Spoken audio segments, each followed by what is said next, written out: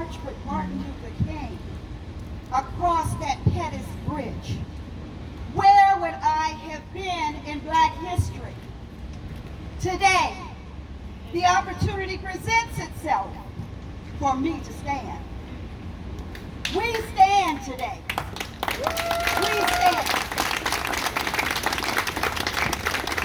There are those who are concerned about conflict in presenting African American history. When African American men and women, boys and girls were brought to this country in the belly of a slave ship, I don't think they were comfortable, y'all.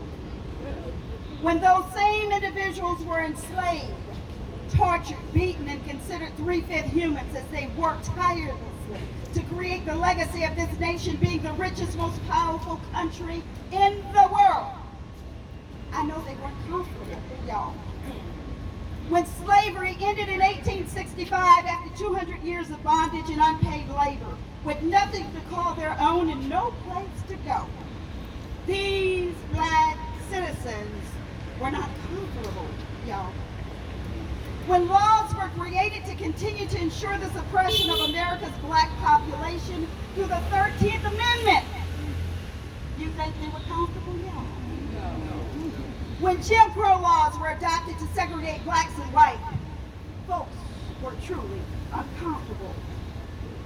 When Blacks in a nation that they made great were lynched in the presence of men and women, boys and girls, and shot brutally but beaten and for defending their own and seeking equal treatment under the law, trust me, they were not comfortable.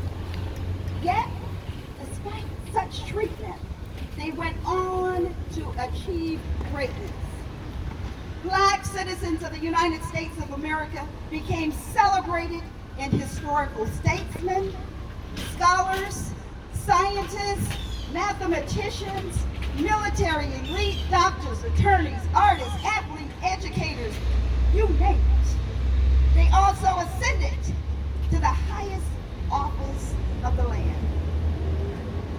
The accomplishments were not met with the mark of discomfort. Black folks continue to be uncomfortable.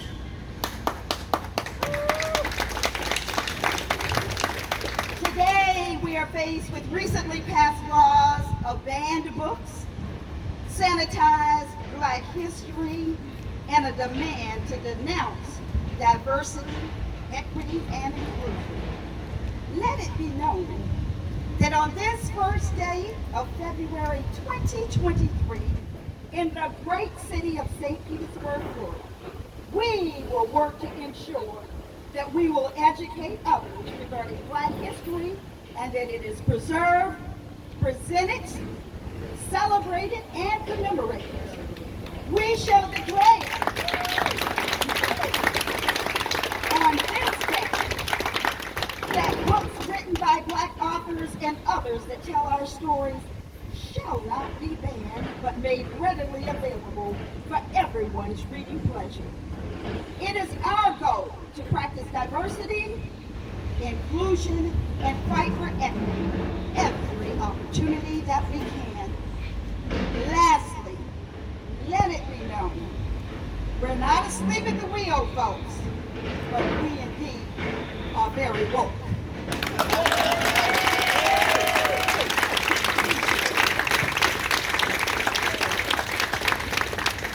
It's indeed my honor to introduce to some and present to others our County Commissioner, Renee Flowers.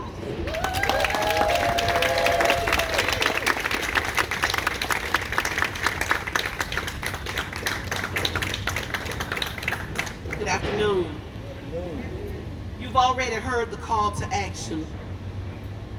And the call to action is just because there is a desire to wipe away Black history from the books within our school system, that doesn't mean that history still will not be taught in our communities. We refuse to have our children not learn about Dr. Martin Luther King and who he was just 28 days out of the year, because his movement stretched far beyond that. And even before it was a Dr. King, there was a Bayard Rustin, who was actually a friend of his wife's, Coretta, and who coined the phrase nonviolent movement. But even before him, there was Reverend Abernathy, who was a preacher by trade, but a fighter by day. He stood for his community, not just because economic inequality existed, but because inequality existed for black people all throughout the South. You have Edgar Mevers, who we have some of our very own Edgar Mevers today, where he sat to the table and he called out people in the community as the Klan, those who ran powerful corporations by day but wore sheets by night. We have Medgar Evers in our community right now. You have people who stand on the precipice for education. Yvette Winbush ran for office, and while she was not successful in winning in that particular race, you had Mary Brown, who came right behind her and who won countywide to show Pinellas County schools that black people do have a voice in this community. Our children don't just need to hear the name Morris Milton and Peterman. They need to know who they were. They need to know that Reverend Enoch was a person, not just a building on 18th Avenue. He was a person. They need to know that Ernest Filiard, while he may not have been eloquent in language, he was a fighter for his people in this community. I had the opportunity to serve in this building behind me because he saw the need to make sure he was building up a well field for people to come behind him and continue the fight. We've got to continue the fight. And while we are so excited that Barack Obama was the first black president of the United States of America, we've got to make sure he will not be the last. You see, what we see now is not because there are more of them and less of us. It is because we didn't do our job. Being first sometimes means being uncomfortable in order to become first. So it may be uncomfortable that we are standing out here in the heat, but our ancestors did much more than that. They picked tobacco and cotton in this heat. They gave birth to their children in the fields in this heat. They fought for equality in this heat. They wore out their shoes in this heat. We have got to become uncomfortable. And I will tell you right now, I am sick as a dog. And as I drove here, I started to call Terry and say, I'm not coming because I just do not feel well. But then I thought about how many times Dr. King didn't feel well. I thought about how many times he said, I'm not going to go preach this message. But they said to him, the people are waiting. The people are waiting. So if they could do it in unair-conditioned churches with fans and selling chicken sandwiches and fish sandwiches to make sure that they provided for the movement, I certainly could make sure that I got on the interstate to get down here to address you and stand with my people. Thank you. We are descendants of Africa. We hail from kings and queens from the motherland. We wear crowns and jewels, colors that embody the strength of who we are. That is who we are, not what you see on television that they want you to see and the picture that they paint. We are a group of people with pride who stand shoulder to shoulder, not just on this day, but every day. To say that 365 days of the year, we are black people.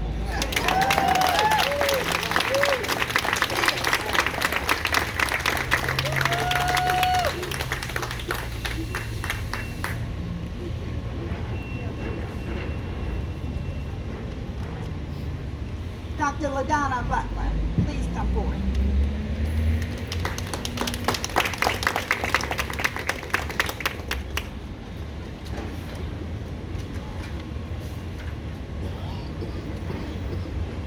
It is hard to follow our great commissioner. Mental health is important. Our stories matter. Our strategies work, and we are worthy of investment. On this first day of Black History Month, we declare that our stories do matter, because we are an intricate part of the beautiful tapestry of U.S. history. Its beauty as well as its complexity, its joy and its horror. And when we understand our interwoven nature, our contributions to this American history, it can provide a sense of safety and security that we can all enjoy. It is an affirmation that despite all that is difficult in the world, we collectively can overcome it. Clear identity development, who we are as a people, is important to us. It is central to our mental health and our well-being. And racial stress reactions often accompany instances of discrimination, and if left unaddressed, may lead to trauma that can have debilitating effects on our health and our well-being. But we can intervene.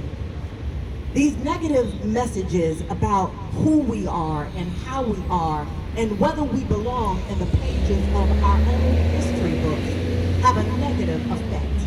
We're seeing increased rates of anxiety and depression, and our young people are considering whether their life, their middle class, really matter, to the tune of increased suicidal rates among Black and brown youth. Our history matters. See, our history demonstrates that there are models in our history that show us how to stand up in the face of harm. That when people were actively trying to take their life, they used their life in order to make a way for all of us. These negative effects that I just named can be mitigated through healthy conversations about our place in history. It's just not only the facts, but it's these conversations and being affirmed as enough that is central to not only the education, but the legacy of who we are as a people.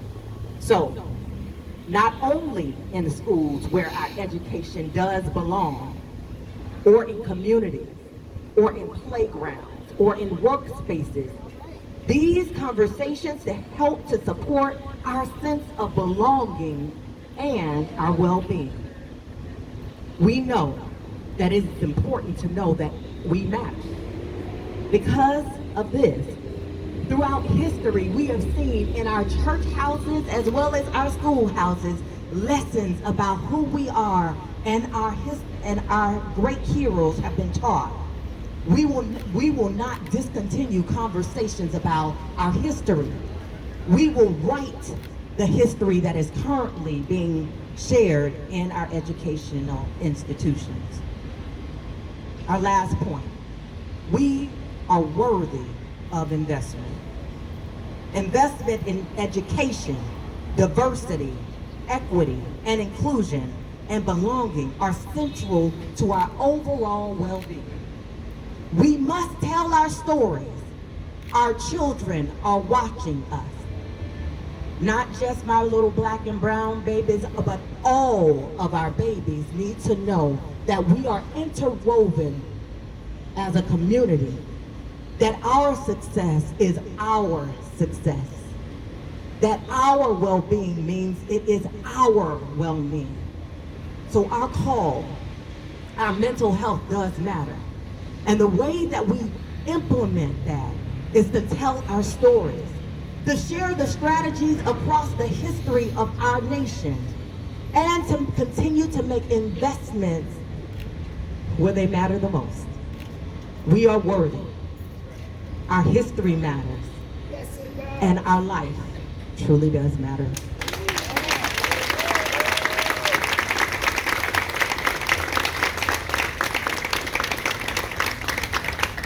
Dr. Rick Davis.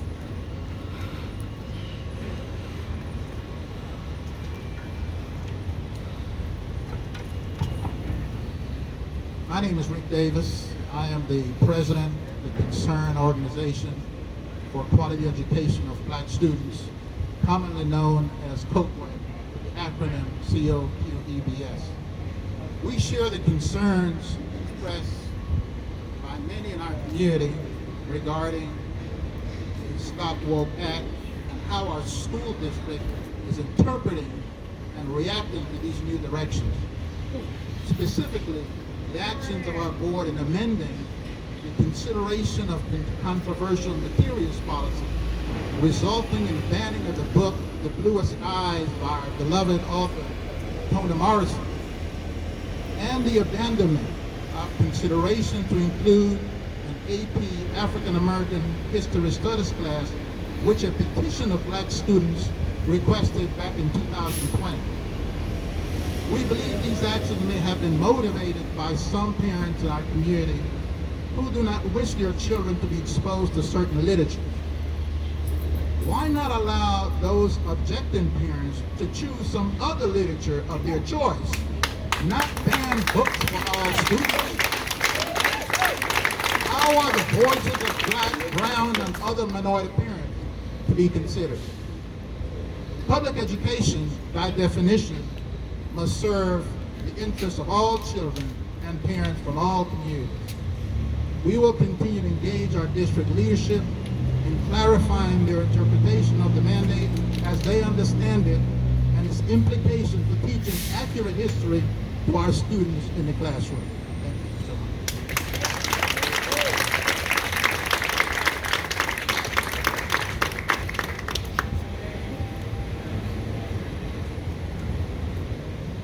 Attorney Jackie Hubbard, Asala.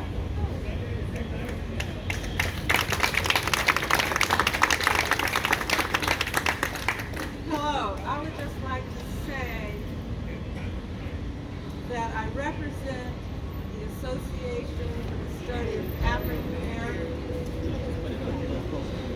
Oh, okay. Can you hear me now? Thank you. My name is Jacqueline Hubbard. I represent the Association for the Study of African American Life and History, the St. Petersburg branch.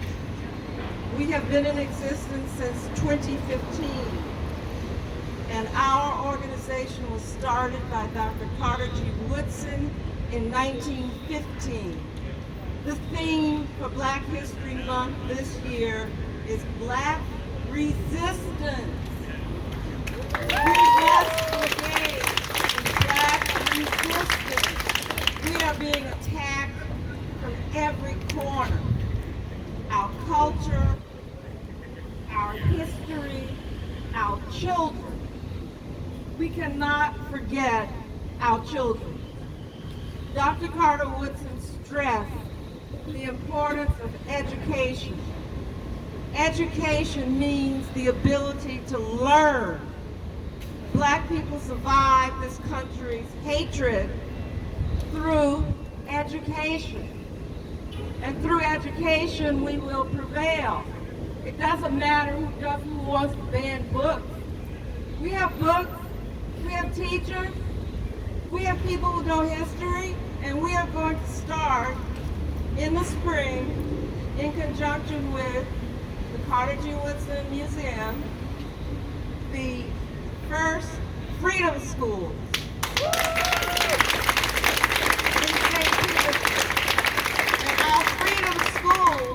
Will teach African American history, African history, and we will not forget the children. Thank you.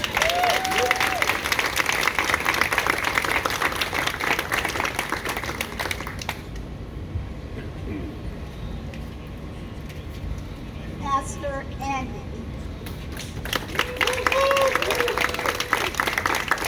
Miss Terry, I'm uncomfortable. I was made uncomfortable when I heard the governor plan to ban AP African American Studies. And I know the history of our great freedom schools. And so alongside our freedom schools that are going to be operational, Allendale has decided that we are partnering with teachers who are willing to take a risk of their jobs at the collegiate level, at the high school level, and we will be teaching AP African American Studies here in St. Pete. And I'm not worried. I'm not worried because Dr. Simmons taught me African American Studies my freshman year of college and changed my life. I called Dr. Simmons the other day after my interview and thanked her for the ways that she shaped and changed my life. I'm not worried because she taught me ultimately the bullies ultimately lose. We know how this story ends, whether it's Lowell Connors or it's George Wallace or it's our governor. We know that at the end of the day, the students who are standing up to challenge our governor, they are going to be the ones that fill the history pages, and our governor will be left to be a footnote. And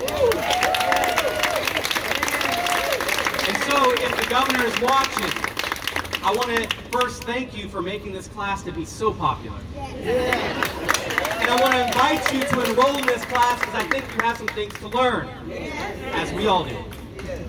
You might learn that Black history is also queer history. As we learned from Audre Lorde and Baldwin and people like Bayard Rustin, who made the Civil Rights March possible. And of course, the one who started the movement for queer lives, Marsha P. Johnson, that drag queen at Stonewall. You see, we can't be divided against each other. We have to stand in solidarity just like we are standing here with those students who are challenging him. And so as we do that, the echoes of the song Mahalia taught us, ain't gonna let nobody turn us around, ain't gonna let no governor turn us around. And we will.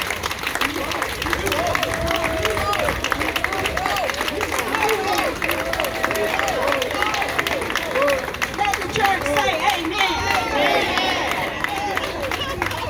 It is my pleasure to introduce and present to you President of the St. Petersburg branch of the NAACP, Esther Neck.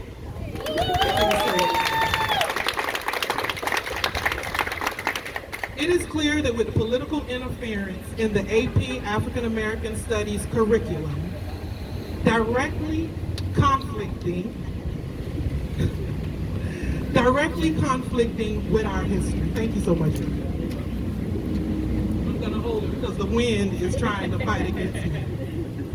It directly conflicts with the value of equitable education for all. The attempt to whitewash America's history and ignore the very experiences that impactful contributions of Black people in America is deplorable.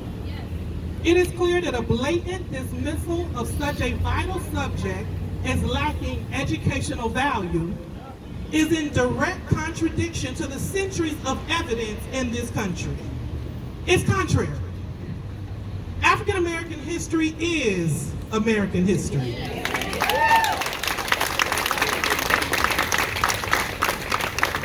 And if the historical content makes you uncomfortable, then I say very good. Knowing the historical experiences of Black people in America should elicit a fire in you to ensure that history never repeats itself. It should encourage you to stand with and for your Black brothers and sisters to ensure that their voice and their safety is protected. It should push for conversations that lead to understanding, not fear. We are here asking you today, and it's interesting because as I look across, I see take a stand against. I see drink water, love all, fight racism. These are our brothers and sisters that are standing with us in this moment. We need to push for the community to support Black history teaching. We need to financially support the programs that are currently teaching and preserving Black history. We need to contact our elected officials requesting, and I want to say demanding, their support on Black history courses and curriculum. We must ensure that educational equity is truly implemented and that our scholars' futures are not overshadowed by a systemic racism and equality. I stand with you in this fight with the NAACP.